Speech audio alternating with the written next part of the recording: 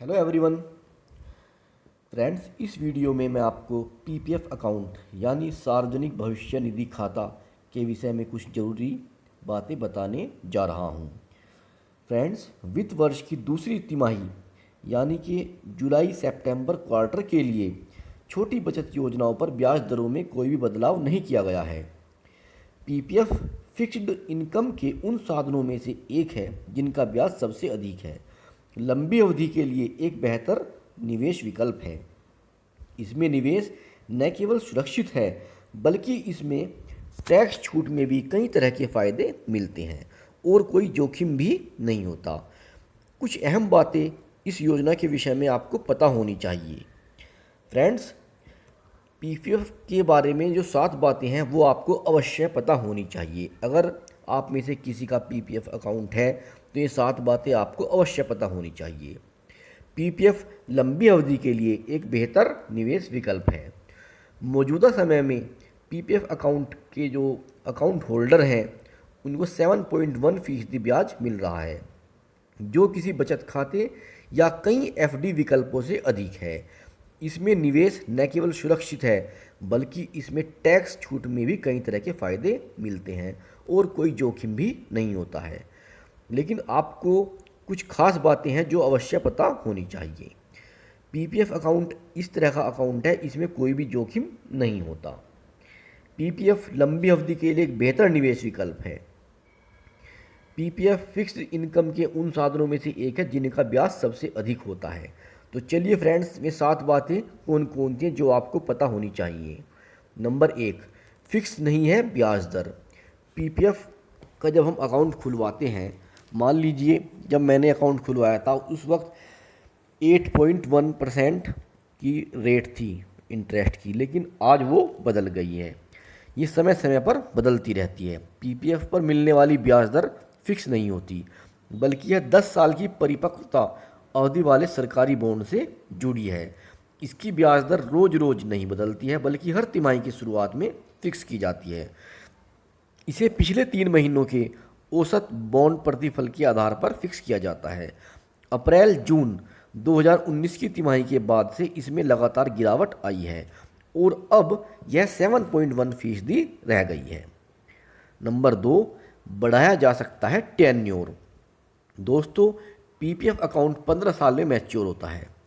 Account के mature होने के बाद आप पूरी राशि निकाल सकते हैं और अपने अकाउंट को बंद भी कर सकते हैं।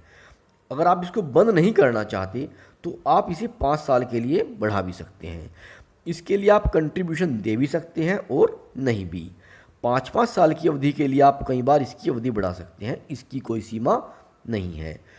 अगर आप कंट्रीब्यूशन के साथ 5 साल के लिए अकाउंट की अवधि बढ़ाना चाहते हैं तो आपको 1 साल की परिपक्वता की अवधि खत्म होने से पहले पोस्ट ऑफिस या बैंक जहां भी आपने अकाउंट खुलवाया है वहां पर एक एप्लीकेशन देनी होगी। इसके बाद आपका अकाउंट 5 साल के लिए एक्सटेंडेड हो जाएगा। अगर आप बैंक या पोस्ट ऑफिस को इन्फॉर्मेशन नहीं करते हैं तो आपका अकाउंट खुद ब खुद एक्सटेंड हो जाएगा, लेकिन यह आपसे कंट्रीब्यूशन नहीं लेगा। शेष राशि पर सामान्य ब्याज लगता रहेगा और आप एक वित्त वर्ष में केवल एक ही बार विथड्रॉल कर सकते हैं। नंबर 3, इसमें पर्याप्त लिक्विडिटी है। अर्थात 15 साल के टेन्योर का मतलब यह नहीं है कि आपकी पूंजी लंबे समय के लिए फंस गई है। 15 साल की अवधि उस दिन से है जिस दिन आपने अकाउंट खोला है और लॉक इन की अवधि धीरे धीरे कम होती जाती है। 14वें साल में यह केवल 1 साल रह जाती है। अगर आपने 2006 में पीपीएफ अकाउंट खोला है तो लॉक इन अगले साल खत्म हो जाएगा। इमरजेंसी की स्थिति में 6 साल के बाद आप 4 साल की अवधि के अंत में बैलेंस का 50% हिस्सा या उससे पिछले वर्ष जो भी कम हो निकाल सकते हैं। अगर अकाउंट खोले 6 साल नहीं हुए हैं तो आप 3 साल से 6 साल तक का लोन ले सकते हैं। लोन की राशि पिछले साल के अंत में बैलेंस का 25% तक हो सकता है। इसमें सालाना केवल 1% ब्याज लगता है और इसे 3 साल में चुकाना भी होता है। जब तक लोन चुकता नहीं हो जाता तब तक निवेशक आपको दूसरा लोन नहीं ले सकता है। नंबर 4, हर साल करें निवेश लेकिन एक ही साल में न डालें ज़्यादा बोझ। दोस्तों, आपको अपने अकाउंट में हर साल कम से कम 500 रुपये और अधिक से अधिक 1.5 लाख रुपये डाल सकते हैं। 15 साल की अवधि के बाद भी अकाउंट एक्सटेंडेड होने पर सालाना 500 रुपये डालते रहना चाहिए। अगर आप हर साल 500 रुपये नहीं डालेंगे तो आपका अकाउंट डीएक्टिवेट अर्थात निष्क्रिय हो जाएगा। इसे फिर से एक्टिवेट करने के लिए 50 रुपये का जुर्माना लगता है। अगर आप गलती से भी 1.5 लाख रुपये से अधिक पैसा डाल देते हैं तो अतिरिक्त राशि पर आपको ब्याज नहीं मिलेगा। सालाना 1.5 लाख रुपये की अधिकतम राशि में बच्चों के नाम पर खोले गए पीपीएफ अकाउंट में होने वाला कंट्रीब्यूशन भी शामिल है। नंबर 5 तारीख से पहले होती है ब्याज की गणना। पीपीएफ सालाना ब्याज है लेकिन इसकी गणना हर महीने होती है। यह ब्याज हर महीने की 5 तारीख और अंतिम तारीख के बीच मौजूद मिनिमम बैलेंस पर दिया जाता है। अगर आप 5 तारीख से पहले निवेश करते हैं तो आपको निवेश पर उस महीने का ब्याज भी मिलेगा। अर्थात अगर आपको पीपीएफ अकाउंट में पैसा डालना है तो आप कोशिश करें कि आप 1 तारीख और 5 तारीख के बीच में कभी भी पैसा डाल दें।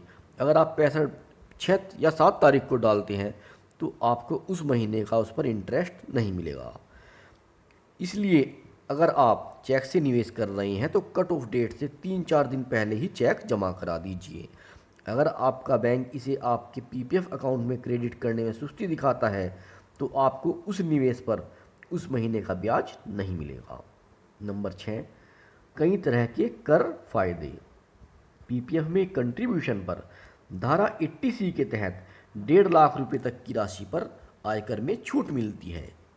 इस पर मिलने वाले ब्याज पर टैक्स नहीं लगता है, लेकिन टैक्स रिटर्न फाइल करते समय इसकी जानकारी देना जरूरी है। पीपीएफ से निकासी पर टैक्स नहीं लगता है और इससे करदाता की कर देनदारी प्रभावित नहीं होती है। परिपक्वता पूरी होने पर मिलने वाली राशि पर भी टैक्स नहीं लगता है। नंबर 7, अतिरिक्त कर लाभ लेने के लिए अपनी पत्नी या बच्चे के नाम पर पीपीएफ अकाउंट खोलिए। कर कानूनों के मुताबिक अगर पत्नी को उपहार में दिए गए पैसों को निवेश किया जाता है तो इस निवेश से होने वाली आय तोहफा देने वाले की आय के साथ को जोड़ा जाता है। क्योंकि पीपीएफ से होने वाली आय पर कर नहीं लगता है, इसलिए तोहफा देने वाले की आयकर देनदारी पर कोई फर्क नहीं पड़ता है। इसलिए आप इसमें सालाना 1.5 लाख रुपये तक निवेश को कर सकते हैं। फ्रेंड्स, आशा करता हूँ कि ये वीडियो आपको पसंद आई होगी। अगर आपको मेरी वीडियो पसंद आई है तो इसको लाइक कीजिए, अपने अन्य फ्रेंड्स के साथ शेयर कीजिए ताकि वो भी लाभान्वित हो सकें। साथ साथ मेरे चैनल को अवश्य सब्सक्राइब करें। धन्यवाद।